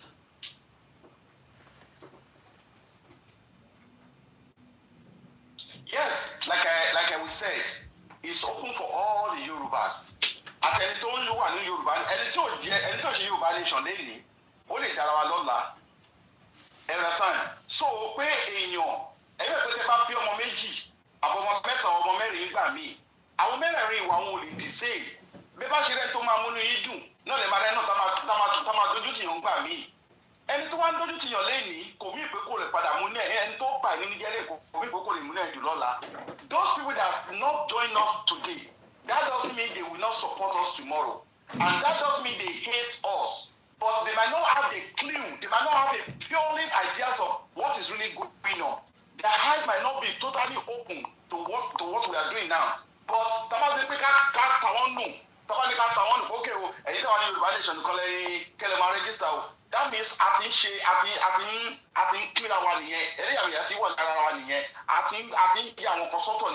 but we are coming together to work together, to do things together, and to have the one mind with the one love, and to do everything in accord. So it's for everybody, it's open for everybody. Like I said, Kano, tó bá register a máa mọ̀ pé ọmọ Yorùbá lélẹ́yìí ẹni tó wà ní Sokoto tó bá register a máa mọ̀ pé ọmọ Yorùbá lélẹ́yìí because ó ní àwọn kankan tó wà ń bẹ̀ tí everybody máa fi sí everybody máa fi that will tell you that will show who you are and where you come from. There's no way we are going to do it that will not get you. We are going to get you. Both physical and everything, we are going to get that person. No matter how it may be. I'm a fan of people. Only one on the camera. Yes, but nígbà tó bá tó àkókò ẹ̀rẹ̀ kó wà ní Bible gọ́sẹ̀ nígbà tí ọlọ́gbà tó ṣe tó ṣe ọgbà ẹ̀tàn tó lọ nígbà tó gbin nǹkan dáadáa sí tán bíbélì sọ pé àwọn ọ̀tá wá ní òru wọ́n gbin èpò sínú àlìkámà wọ́n sì bá tiwọn lọ. Ṣùgbọ́n nígbà tó dọ́jọ́ kejì tó débẹ̀ tó ti méjèèjì ti wù papọ̀ ó dẹ̀ rí èpò lédè nínú àlìkámà he is trying to weed them out but Jésù ní wá farabalẹ̀ fi àwọn méjèèjì sílẹ̀ leave it and let them grow together. Ẹ jẹ́ kí àwọn méjèèjì kó ní kí ni kó dún máa dàgbà papọ̀ ó lè gbé nígbà tí àkókò ìkórè bá tó a ó fún èpò sí inú iná àti àlìkámà sí inú àká so we are going to differentiate them when time comes we are going to know them so it's for everybody to register and we are going to know where you from. No matter how it may be, no matter how coded you pretend, we are going to get you right. Thank you, sir. Ẹ ṣé gan ni fún àǹfààní gbogbo ẹ̀yin tí ẹ̀ ń gbọ́ wa tí ẹ̀ ń bá wa ká lọ nínú ètò náà ní talẹ́ yìí ní ọjọ́ Jímọ̀ the 26th day of the month of January 2024 aago 12 fi lọ lù ní ọ̀dọ̀ tiwa different time zone across the globe. Mò ń wo gbogbo ibi tí ẹ̀ ń bá ọ̀rọ̀ yẹn lọ lọ́tún lósì mò ń wo the benefit fẹ́ni the benefit fọ́la the benefit for the future the accountability to make sure that as we are preparing these massive projects tí kò bá ti wà nínú plan àbí tó bá dẹ̀ ti wà nínú plan ẹ mọ̀ pé nílò ìbò ní bíbá ní council kọ̀ọ̀kan mo dẹ̀ mọ̀ pé tí ń wà náà lamẹ́ríkà ṣé opportunity máa wà pé website yẹn tí ọmọ Yorùbá bá débẹ̀ tó bá rí pé òyìnbó tó kọ síbẹ̀ ti pọ̀ jù ṣó ní translation tí website yẹn lè automatically automated ara ẹ̀ padà sí language tó jẹ́ ti tọ̀dọ̀ tiwa. Yeah, thank you, sir. Mo like ìbéèrè tí ẹ béèrè yẹn. Lágbára Ọlọ́run ọpọlọ yóò ní jọba. I love that question so much. Yes, we really work on it to that extent. Tó ẹ pé asọ́lẹ̀ kan pé ọ̀dọ́ ìwòyí òun náà ló mewòrò ìwòyí náà lé. We are advanced. A mọ̀ pé ayé technology la wà ń sìn. Even àwọn míì wà tẹ́kun wà ní ilẹ̀ France. Tó ẹ pé wọn understand English. The way we did everything, ó máa work to their system and to their language ní ọ̀dọ̀ wọn. Ẹ mọ̀ pé tẹ́ bá wo orí system ń sìn ní òkè yẹn ẹni tó bá pé English ni there's a way you can click on English there that will bring everything out to you in English language. There's a way you can click there no matter how language you are or the language you want to understand that when you click on it it will take you to that place. But in Yoruba language also it's going to happen like that as well. So ẹni tó bá gbọ́ òyìnbó tó gbọ́ èdè Gẹ̀ẹ́sì ṣùgbọ́n tó fẹ́ kà á tó dẹ̀ fẹ́ ṣe ní èdè abínibí wa gbogbo ẹ̀ náà tó bá ti tẹ̀ náà ó máa rí náà bẹ́ẹ̀ pẹ̀lú ògbọ́n náà. So we make everything work out for everybody to be able to read and understand what we are posting there. Thank you, sir. Mo ń wo launching yẹn as it's now a countdown and we start doing the countdown on this platform as well.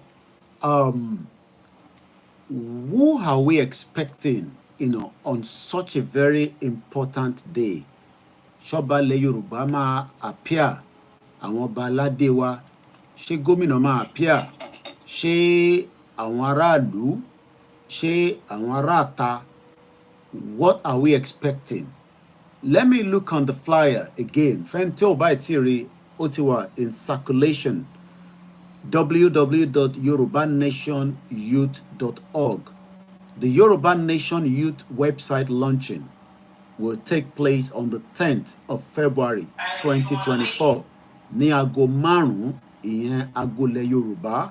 Zoom code and ID code, everything is already there. It will be live on all the platforms that you're all familiar with without going into the detail from the Yoruba World Media, Home Base, Yeyedara, Koikimedia, and others. Àwọn wo ni èèyàn jàǹkànjàǹkàn tí à ń fojú sọ́nà sí fún ọjọ́ báyìí On that day, number one, everybody is expected. Everybody, so far to what you are all invited. We're expecting both old and young people. We're expecting everybody on that day. Àtọmọdé àti àgbà la expect. Ṣùgbọ́n àwọn èèyàn kan wà tó yẹ pé wọ́n máa jẹ́ ẹni tó máa bá wa sọ̀rọ̀ ní ọjọ́ yẹn. Bàbá Akíntóyè ló máa gbàlejò gbogbo everybody. That is the leaders of Yoruba nation. We are talking about the high of miracle. Baba Emeritus Professor Banji Akíntóyè. Àwọn ni host on that day. Then Axel Akinola will be one of our guest speaker on that day. Láti orílẹ̀-èdè wa ilẹ̀ káàrọ̀ òjìrè gbogbo aládẹ̀mọ́ Baba Akinola, Axel Akinola. We all knew this man. We know his role that has played on this struggle in this Yoruba nation. Àwọn gbogbo ìpàtí bàbá ìtìkó. Then àwọn retí mọ́mí wa Honourable Ọláìdé Adéyẹyè láti orílẹ̀-èdè UK. Àwọn náà is one of the guest speakers on that day that will give us, that will be with us on that day. Bákan náà ni I expect guest launcher wa, that is bàbá wa Kábíyèsí Akile of Dallas ní orílẹ̀-èdè America bíbá ní Texas. Àwọn náà ni one of our guest launcher ní on that day tí gbogbo adé mọ̀ wọ́n dáadáa. Ọba aládé náà ni wọ́n ní orílẹ̀-èdè tí a wà yìí ìyẹn ní orílẹ̀-èdè America. Àwọn ló wà ní in charge gbogbo the whole Texas. That is Akile of Dallas in Texas. So wọ́n máa wà ń bẹ̀ lọ́jọ́ yẹn gẹ́gẹ́ bí guest launcher wa. Àwa fi àkókò yìí pé gbogbo àwọn èèyàn wa. Ìwọ tó bá mọ̀ pé ẹ̀yin bàbá wa ẹ̀yin màmá wa tẹ́mi pé ẹ fẹ́ jẹ́ guest launcher fún wa lọ́jọ́ yẹn, ẹ lè pè mí, ẹ lè bá mi sọ̀rọ̀, ẹ lè mẹ́sẹ́jì mi torí pé a fẹ́ ọ̀pọ̀lọpọ̀ ìrànlọ́wọ́ látọ̀dọ̀ àwọn èèyàn. Ifọ̀ àwọn tó bá lè fún wa ní ilẹ̀ ta lè fi dá oko táwọn ọ̀dọ́ lè lò fún oko. A nídìí ilẹ̀, a nídìí ọ́fíìsì. Ẹni tó bá lè fún wa ní ọ́fíìsì tẹ́lẹ̀ àyè bí sáà ti lè ṣe ọ́fíìsì ẹ̀ lè fún wa. We are expecting, we want it. A nídìí ẹ̀ lọ́pọ̀lọpọ̀. Then a dẹ̀ need support owó in terms of that pé àwọn nǹkan tá a ní sílẹ̀ tá a máa lè fi ṣe gbogbo àwọn nǹkan tá a ní sílẹ̀. A dẹ̀ ń fẹ́ àwọn tó bá lè fún wa ní ọkọ̀ like a mọ́tò or bike. Ìbáṣe mọ́tò lè fún wa, ìbáṣe machine lè fún wa, because we need all these things láti fi ṣe iṣẹ́ tí ó wà. Iṣẹ́ tó wà ní iṣẹ́ tó pọ̀ ni, iṣẹ́ tó dẹ̀ lágbára gidi ni láti lè jẹ́ kí gbogbo àlá àti ìran yìí kó wá sí ìmúṣẹ. Then a dẹ̀ ń fẹ́ àwọn èèyàn tó bá ní bóyá nǹkan àlùmọ́ọ́nì míì tá lè lò táwọn ọ̀dọ́ lè lò tó máa wúlò fún wa. We are expecting it from everybody. And níbi tí ẹ bá dẹ̀ wà a dẹ̀ ń fẹ́ àwọn tó bá lè ṣe aṣojú wa káàkiri àgbáláyé rẹ̀ ní mo sọ lẹ́ẹ̀kan. So ẹnikẹ́ni tó bá ní mind láti ṣe gbogbo nǹkan wọ̀nyí fún wa, tàbí tí ẹ fẹ́ ṣe aṣojú wa, tàbí tí ẹ fẹ́ gbọ́ àmọ̀ràn kan tàbí information kan, anywhere tẹ́ bá wà ẹ pè mí sí orí ẹ̀rọ ìbánisọ̀rọ̀ mi +1 803 846 1116. I will take it once again. +1 803 846 1116. That is Prophet Ayodele Ologunoluwa, the youth leader in all the diaspora. Thank you, sir. Àìtí fi jẹ́ kẹ́ lọ àmọ́ mo mọ̀ pé àsìkò kò fi gbà wá púpọ̀. Ẹ dẹ̀ ti promise wa pé ẹ tún bọ̀ wá bá wa sọ̀rọ̀ ní literally tá bá ti wọ the very first week of February. Ẹ tún wá fún wa ní àbọ̀ lórí ibi tí iṣẹ́ ń lọ.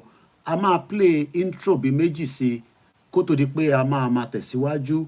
Bàbá wa Prophet Ayodele Ologunoluwa, mo rí pé gbogbo ìgbà tí ọdún mẹ́ta tí a fi ń jáde ní ibi tí a wà ní gbogbo ilẹ̀ Yorùbá títí dé Europe àti Africa àti Asia, a rí pé hardly ni àwọn ọ̀dọ́ diaspora máa ń tẹ̀lé àwọn òbí wọn wá síta. How do we change this mindset? Torí pé lótìtọ́ mo lọ sínú ọjà kan níjọ́ Thursday. Ìyàwó yẹn wọ́n sọ fún mi pé iṣẹ́ tá à ń ṣe àwọn ọ̀dọ́ náà là ń ṣe fún. Mo ní but àwọn ọ̀dọ́ yóò jáde ní gbogbo ìgbà tí a bá ń jáde láti polongo fún wọn. Eléyìí tá wá fẹ́ mú wá yìí nísìn, eléyìí tó dáa náà ni. But kẹ́ tó bá wa sọ̀rọ̀, ẹja gbọ́ eléyìí à ń bọ̀ lẹ́ẹ̀kan sí i.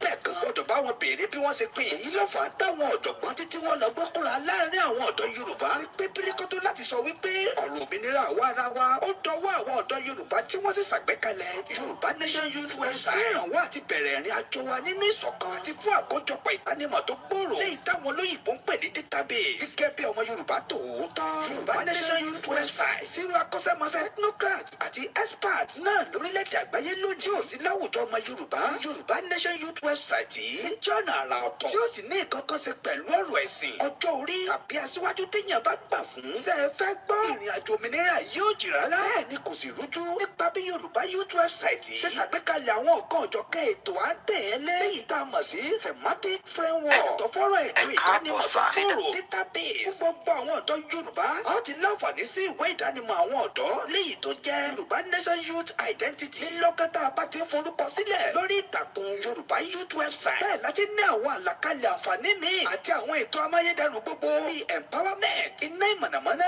food bank ètò ọ̀gbìn àti bẹ́ẹ̀ bẹ́ẹ̀ lọ ló wà nínú àwọn àlàkalẹ̀ ètò wa gbogbo fún gbogbo àwọn ènìyàn wa nílẹ̀ Yorùbá kí gbogbo àwọn ètò yìí lè wá sí ìmúṣẹ ọ̀sẹ̀ pé yìí náà kẹ́yìn náà wá darapọ̀ mọ́ wa gẹ́gẹ́ bí ojúlówó ọ̀dọ́ ọmọ Yorùbá níbikíbi tẹ́ ẹ bá wà lágbàáyé fún ẹ̀kúnrẹ́rẹ́ àlàyé síwájú sí ẹ kàn sí wa látòrí wẹ́bsáìtì wa www.yorubanationyouth.org bákan náà ní ẹ lè pè tàbí kẹ́ WhatsApp +1-803-846-1116 àti kẹ́ pé +234-703-717-3355 tàbí +971-503-430-843 bákan náà ní ẹ lè pè +971-525-261-442 Yorùbá Nation Youth website ọ̀kan ní gbogbo wa pátápátá. ọ̀kan ní gbogbo wa pátápátá ẹ ṣe wà lórí ètò pẹ̀lú bàbá wa Prophet Ológunolúwa a mọ̀ pé wọ́n ní pẹ́ fi wá sílẹ̀ kò ń ṣe fún tikú kò ń ṣe fún tààrùn bàbá wa ẹ bá wa gbóhùn sókè. ẹ ṣé gan ni fún ìbéèrè tí ẹ béèrè like I said earlier à ń ṣiṣẹ́ lórí bí a ṣe máa get mind àwọn ọ̀dọ́ this time around torí pé ìwọ̀n oòrùn tí èèyàn bá ń ṣe tí ò bá fi wọ ọmọdé ó máa padà parun náà ni so tó túmọ̀ sí wípé this time around we are really working on how to get our youth how to carry them along for them to belong on this journey so a ní ìṣiṣẹ́ lé lórí láìpẹ́ láì jìnnà ìdílé tí wẹ́bsáìtì ìtọ́wá ti lọ́ọ̀ṣẹ̀ iṣẹ́ bẹ̀rẹ̀ náà nìyẹn láìpẹ́ láì jìnnà gbogbo èèyàn náà lẹ́tí máa gbọ́ àwọn ètò tó ta ńlẹ̀ tó lágbára gidi tó wà ńlẹ̀ gan gidi because kì í ṣe nǹkan tó wà ńlẹ̀ kì í máa ṣe ifá so àfiṣeré kì í ṣọ̀rẹ́rẹ́ àtọ́làtọ̀ so we are really mean the business and we are ready for the cause so by so doing all that I use this time around we are going to carry them along on this struggle and for them to see that no we have to come together join hands together bring some together and work together reason together and achieve it together. Thank you, sir. The last question kó tó di pé a máa wind down ní tàṣálẹ́ how do we set up a conference an engagement láàrin ọ̀dọ́mọ Yorùbá and the international youth ọ̀pọ̀lọpọ̀ youth conference ló wà máa prepare àwọn bíi méjì mẹ́ta tí a máa fi ṣe àwọn ìbéèrè nígbà tá a bá tún máa pàdé àmọ́ ǹjẹ́ àwọn ìgbésẹ̀ tí ń bẹ lábẹ́lẹ̀ àbí pé ẹ ti ń ṣètò because there is a youth conference from the United Nations from the European Union from the African Union ọ̀pọ̀lọpọ̀ program ló wà tó jẹ́ ti ọ̀dọ́ ní gbogbo àgbáyé ǹjẹ́ a ti ń kàn sí wọn àbí ẹ kọ́kọ́ fẹ́ set up eléyìí tán kẹ́ fi collate information ká tó push narrative agenda ti yẹn because I expect pé by now tí a bá ń sọ̀rọ̀ ọ̀dọ́ ṣọ́dọ̀ tiwa nìkan ni àbí ọ̀dọ́ tó tún lè engage with the international youth as well. ẹ ṣé gan ni olótùú question tẹ́ béèrè question tó dáa ni mo like question yẹn gan ni ṣe hàn pé àwọn Yorùbá máa ń pòwe kan wọ́n ní ìkọ̀ọ̀kan báyìí là ń yẹsẹ̀ lẹ́kù tó túmọ̀ sí wípé like I said earlier immediately tí a bá ti launch website wa iṣẹ́ bẹ̀rẹ̀ gan gidi because àwọn a lot of things la máa bẹ̀ sí ṣe in terms of the international conference youth conference we are going to belong and we are going to be there.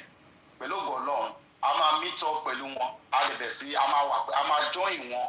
We are going to be recognized by God's grace. Let me use that word. We are going to be recognized by God's grace very soon. So we are really working on that, and we are pushing it seriously for us to achieve this aim and objectives by God's grace. So we won't be left behind by all, never won't be at all. So nígbẹ̀yìn ní gbogbo nǹkan tó máa ṣe ní àgbáyé àti gbogbo nǹkan tó bá yẹ kí a ṣojú tàbí ká dá sí tàbí ká ṣe gbogbo ìpátá la máa participate by God's grace. Ẹ ṣé gan ni sir.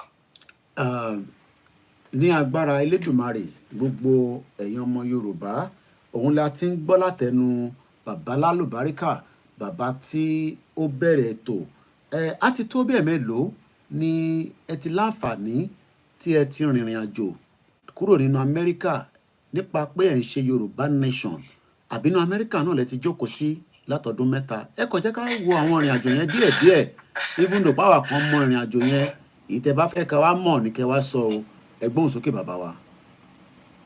Ẹ ṣé gan ni olóòtú lẹ́nu ní irú month that wà ń sìn ló máa pé 7 months tí mo ti wà on tour tí mo ti ń travel láti July last year I have not been working láti July last year ni mi ò ti ṣiṣẹ́ ní orílẹ̀ Amẹ́ríkà ẹ̀yin ọ̀dẹ̀ mọ̀ what it is for someone nílùú òyìnbó tí ò ṣiṣẹ́ wọlé lóṣù méje tó dẹ̀ ní àwọn bills tó dẹ̀ ń san ṣùgbọ́n lọ́rùn bá wa ń gbé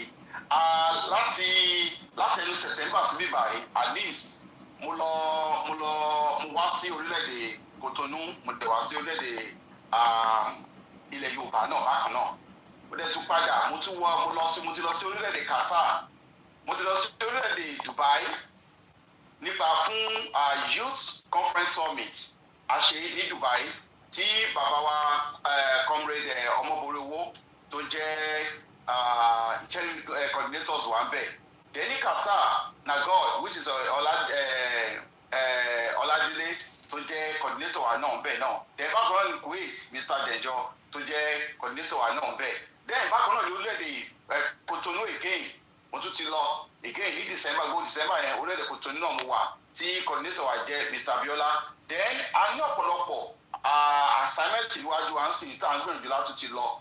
I'm planning to go to all the Europe, to tour the Europe now. I'll be France, Portugal, Spain, Germany, Belgium, Holland, and all that countries in the Greece. That's in gbogbo àwọn country tó wà ní Europe now. So that is why tí a fi bẹ àwọn èèyàn wa láti jáde. So mo jáde, I've been to Mexico, I've been to so many countries. Ní ẹnu ọdún kan lẹ́nu September sí ìta wà mo ti lọ sí orílẹ̀-èdè mẹ́fà ni mo ti lọ lẹ́nu September sí àkókò tá a wà yìí. Ṣé fún iṣẹ́ business ara yín ni eléyìí tẹ̀ ń rìnrìn àjò yìí ẹ ló ń tajà ẹ ń rajà. Òun náà mo sọ ọ́ sí pé a lọ launch Yorùbá Nation Youth Conference Summit a lọ launch wọn ní Qatar ní inú ìrìnàjò tí mo lọ ní oṣù kọkànlá ọdún tó kọjá mo lọ sí Qatar. From there mo lọ sí orílẹ̀-èdè UAE United Arab Emirates Dubai mo lọ bẹ̀ náà a lọ lọ́ọ̀ṣì àwọn iṣẹ́ àwọn youth náà mo lọ bákan náà mo lọ sí Kuwait náà a lọ lọ́ọ̀ṣì àwọn youth wa náà bẹ̀ náà bákan náà mo lọ sí orílẹ̀-èdè Cotonou a lọ lọ́ọ̀ṣì youth náà bẹ̀. So gbogbo ìrìnàjò tí mo rìn wọ̀nyí mo rìn lórí ọ̀rọ̀ Yorùbá Nation àti lórí iṣẹ́ àwọn ọ̀dọ́ ní gbogbo ìrìnàjò tí mo rìn láìsí kí lórúkọ ìkan pé kan agbìyànjú àmì pé gbogbo ìrìnàjò tá a rìn ìrìnàjò tó yọrí sáyọ̀ tá a lè pẹ́ lọ́nà gbogbo nǹkan tá a lọ ṣe náà ló yọrí sáyọ̀ gbogbo ẹ̀ wà lórí fọ́nrán gbogbo ẹ̀ wà lórí YouTube táwọn èèyàn adé lè rí dáadáa tán lè jẹ́rìí tán lè rí gbogbo ẹ̀ dáadáa so bó ṣe jẹ́ nìyẹn so gbogbo ìrìnàjò mi has been on the Yorùbá Nation since all this while. Ẹ ṣe gan ni ìdí tí mo ṣe throw question yẹn torí ọ̀pọ̀lọpọ̀ wa tá a bá ń sọ lórí ètò pé iṣẹ́ ń lọ lábẹ́lẹ̀ ní sọbi tí bàbá wa ti ń ṣiṣẹ́ kódà ìrìn àjò Yorùbá Nation ó affect iṣẹ́ wọn kan but it is not for now.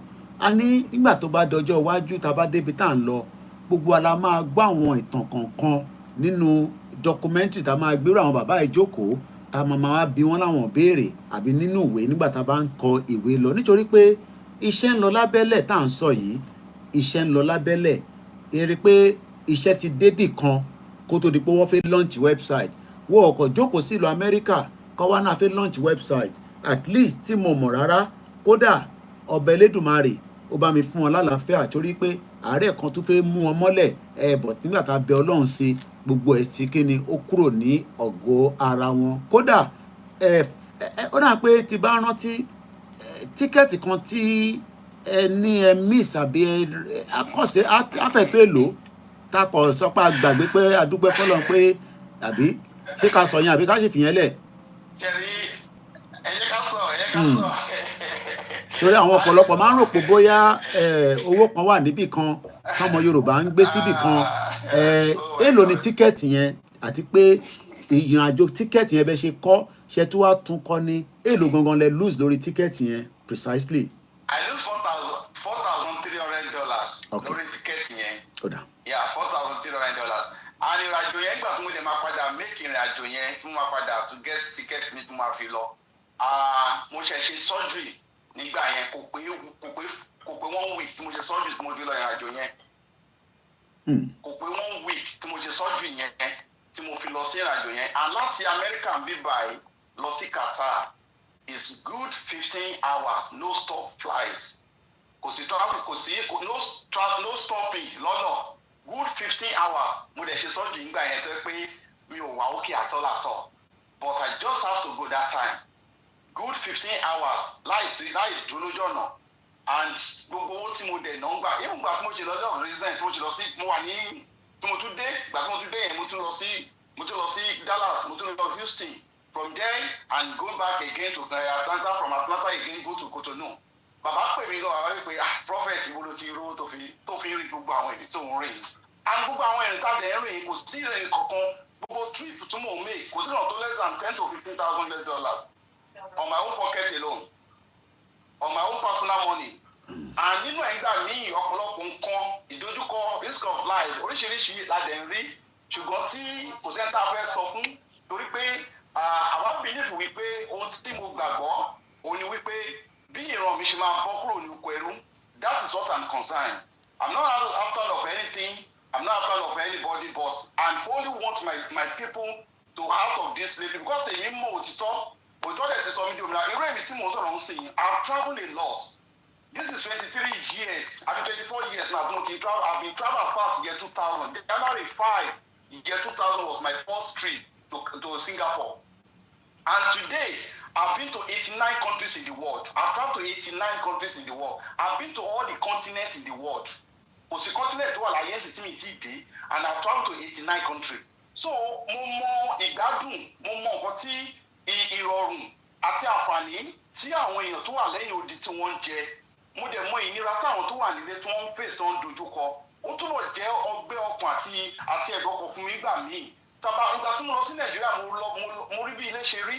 Mọ́tò ọ̀kadà mo gùn all through mi ò lè gbé mọ́tò mo dé ibì kan ní Ìbàdàn mo ní láti páàkì mọ́tò mi ò lè gbé mọ́tò kọjá ń bẹ̀ torí ọ̀nà yẹn ó bá àtọ̀dẹ̀ sẹ́gbẹ́ pé kò sí fẹ́ lè gbé mọ́tò gbà ń bẹ̀ mo láti páàkì mọ́tò ọ̀kadà tún gbé mo tún là mí wọ́n ẹrọ̀fọ̀ níbi tọ́nà yẹn tún wọ́ọ̀sì jù tó tún wọ́ọ̀sì dé odidi 2 days mo fi wà lọ́sibítù but à ń ṣe gbogbo eléyìí torí pé ìfẹ́ tá a ní sáwọn èèyàn wa nílé kì í ṣe kó rọrùn kí pé bí ó lẹ́nìkan tó fún wa ní owó tàbí tó ń fún mi ní owó tàbí tó ń sponsor mi no I finance everything láti àpò ara mi mo lè dúpẹ́ lọ́wọ́ Ọlọ́run pé Ọlọ́run dẹ̀ ń bọ́ àṣírí Ọlọ́run dẹ̀ ń ṣe kì í ṣe ìyẹn ló wà fẹ́ ó affect iṣẹ́ mi ní ọ̀pọ̀lọpọ̀ ìgbà ní iṣẹ́ mi ló affect iṣẹ́ mi gan gidi ṣùgbọ́n síbẹ̀síbẹ̀ ká tó máa dúpẹ́ lọ́wọ́ Ọlọ́run torí pé mo mọ̀ pé bá àbá kú a máa jẹran tó jẹrin lọ so nínú àìlera nínú ìnira láti ń ṣe nǹkan tá à ń ṣe yìí kì í ṣe pé ó rọ̀ wá lọ́rùn pé we have everything in abundance or we have it in excess ṣùgbọ́n à ń sacrifice yìí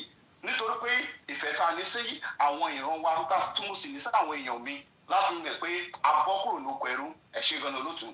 tó tá a bá ń sọ fún yín pé rẹ́rẹ́ ń rún ní ibi tó lúkálukú wa gbé kalẹ̀ lóòótọ́ ẹ̀ ń rẹ́ wa lóru lọ́sàn-án lálẹ́ but àwọn kan náà wọ́n ń ṣe àwọn ìrìn àjò kan Amẹ́ríkà sí Qatar tẹ́ ẹ̀ bá gbọ́ kí n bá yín ṣàlàyé 15 hours non-stop o lè rò pé easy tó bá jókòó sí orí ìjókòó kan wà wọ́n pé kò easy ẹja gbọ́ ilé ìka tó máa lọ ó kù díẹ̀.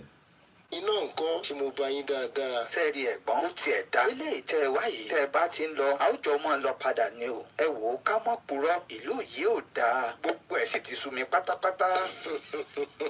Àbúrò kò rọrùn bó ṣe wí yẹn o. Àti wípé orí bẹ́ẹ̀ kọ́ ni ògùn orí fífọ́. Sísá lọ kọ́ ni ọ̀nà àbáyọ. Bí kì í ṣe wípé kí àwọn ọ̀dọ́ Yorùbá ká parapọ̀ sọ̀bọ̀dọ̀ kan láti gbára wa kúrò lóko ẹrú. Ẹ̀bà orí bíbẹ́ kọ́ lóògùn orí fífọ́ mu pa. La fi ṣàgbékalẹ̀ Yorùbá Nation Youth website. Fún gbogbo ọ̀dọ́ Yorùbá. Pé ká darapọ̀ ṣọ̀kan lágbàáyé. Ní báyìí, ìforúkọsílẹ̀ ti ń lọ lọ́wọ́lọ́wọ́. A sì ti mú àwọn aṣojú jákèjádò àgbáyé. Lẹ́yìn tó lóyìnbó ń pè ní coordinator. Yorùbá Nation Youth website. Láìpẹ́ láìjìnà. Wọ́n bẹ̀rẹ̀ ètò ìdánilẹ́kọ̀ọ́ nípa bá a ṣe ń ṣe àti bá a ṣe ń lo drone. Ó ń tàwọn ọ̀kan òjọ̀kan ètò empowerment gbogbo tá a ti là kalẹ̀. Bí ètò iṣẹ́ àgbẹ̀, ìrànwọ́ fún àwọn ọmọléèwé tó kù díẹ̀ fún káàdó. Ètò ìkọ́sẹ́ ọ̀fẹ́ tó ń jírísẹ́ ìgbàlódé táwọn fi ṣiṣẹ́ lọ́fẹ̀ẹ́. Ti ká ra àwọn ọmọ tó bá lẹ́bùn tá a mọ̀ sí talent lọ́wọ́. Gbogbo ẹ̀ fún ìrọ̀rùn àwa ara wa.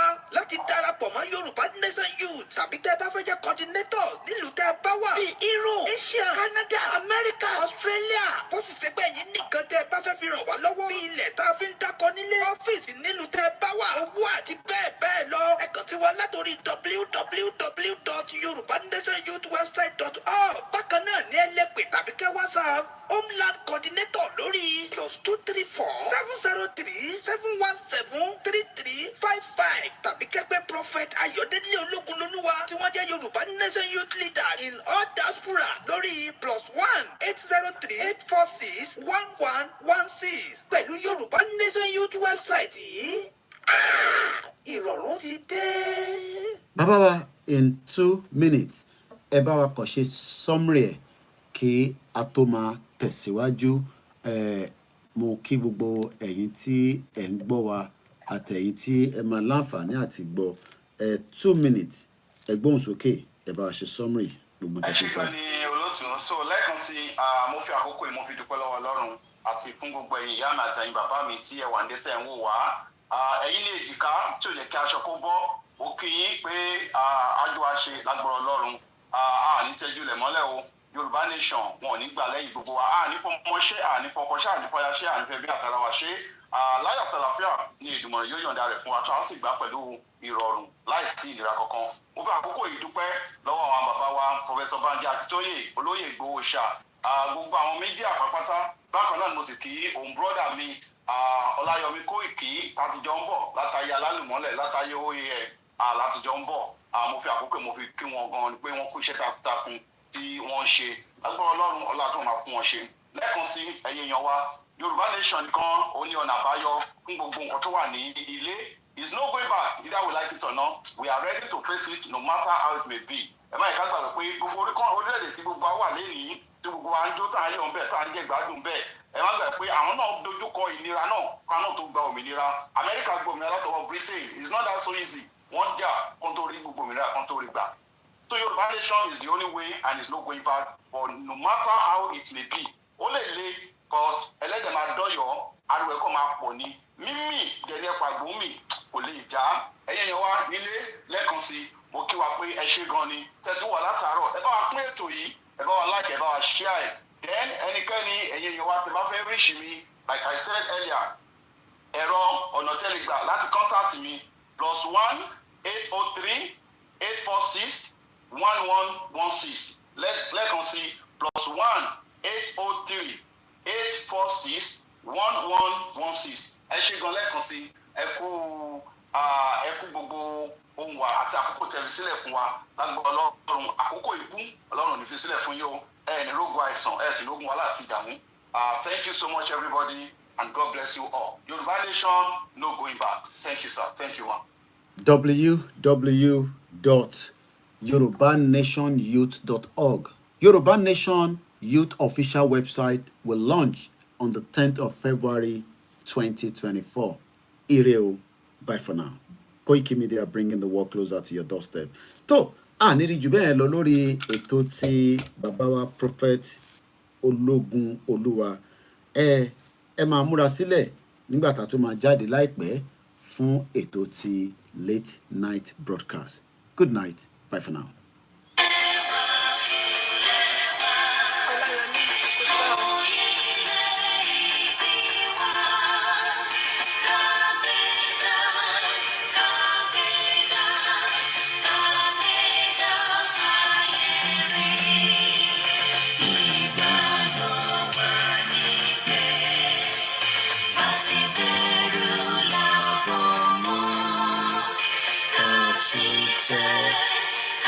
ṣiṣẹ́ ká ṣiṣẹ́ ká jọlá ìṣọ̀kan tòmìnira ní kẹjẹ ká máa lépa tẹ̀síwájú ọ̀pọ̀ ire àtòhun tó dára ọmọ ojú wa dìde ó sì ipò ẹ̀tọ́ rẹ̀ kí wọ́n.